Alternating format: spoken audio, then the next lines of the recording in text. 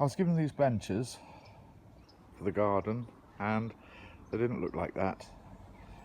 They looked like this, which really does look ready for the junkyard for the skip.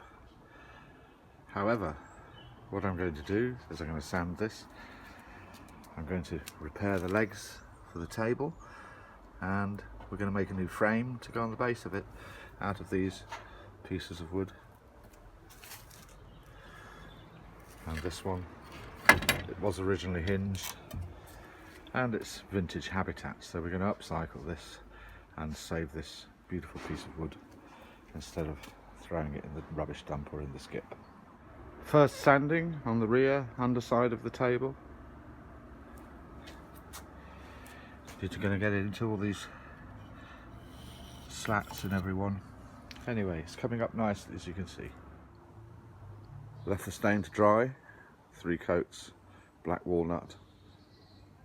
That tabletop is nowhere near ready for the dump, as you can see. First coat of varnish applied.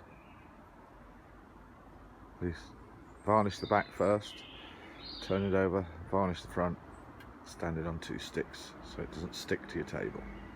Well, the sun's out, it's a bit bright for filming, but you can see how I've sandwiched the leg between the pieces. Had an extra piece left over which I cut in 2. That was the leaf support for this drop leaf table, and again the other corners, you can see how the legs have been clamped in. So even though